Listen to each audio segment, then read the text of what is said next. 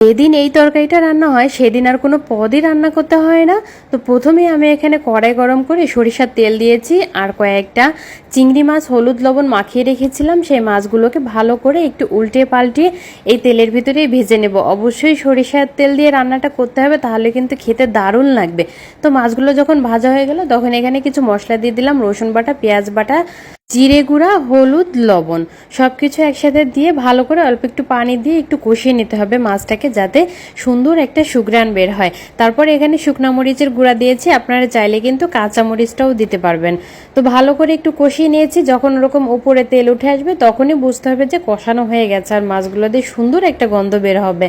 তো এখন এখানে ঝোলের পানি দিয়ে দিলাম। ঝোলের পানিটা দিয়ে যখন একটু হালকা গরম হয়ে আসবে তখন এখানে কচুর লতিগুলো দিয়ে দিব। আমি কচুর লতিটা আগে থেকে একটু হালকা ভাপ দিয়ে রেখেছিলাম।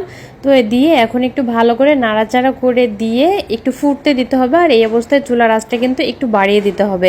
তা না হলে কিন্তু এই যে কচুর লতির যে সবুজ একটা কালার, এই কালারটা কিন্তু নষ্ট হয়ে যায় যদি আপনি নিবু জালে এই লতিটা রান্না করেন। তো এই যে বলক চলে আসছে, আর এই ঝোলটা আমি একটু হালকা শুকিয়ে নেব, খুব বেশি শুকাবো না। ঝোলটা একটু হালকা গামাখা রাখলে কিন্তু বেশ ভালো লাগে। আবার অনেকেই কিন্তু একটু পোড়া পোড়া লতি খেতে পছন্দ করে, তারা কিন্তু অবশ্যই একটু পোড়া পোড়া ভাব করে নেবেন, সেটা খেতেও কিন্তু ভালো লাগে। তো এই যে আমি একটু নাড়াচাড়া করে দিচ্ছি। আমার লতি রান্নাটা কিন্তু একদমই শেষ পর্যায়ে। তো এই পর্যায়ে আমি একটু লবণ দেখে নিয়েছি, যদি একটু লবণ লাগে অবশ্যই একটু লবণ দিতে পারেন। তো এই যে হয়ে গেছে রান্না, আমি এখন পরিবেশন করে দিচ্ছি। দেখুন দেখতে কতটা লোভনীয় লাগছে, চিংড়ি মাছ আর লতি দিয়ে একদম ঘামাখা একটা ঝোলের মতো অবস্থা। তো লতির কালারটা দেখুন কতটা সুন্দর হয়েছে। রেসিপিটি ভালো লাগলে অবশ্যই লাইক, কমেন্ট ও শেয়ার করতে ভুলবেন না। আজকের মতো এখানেই বিদায় নিচ্ছি।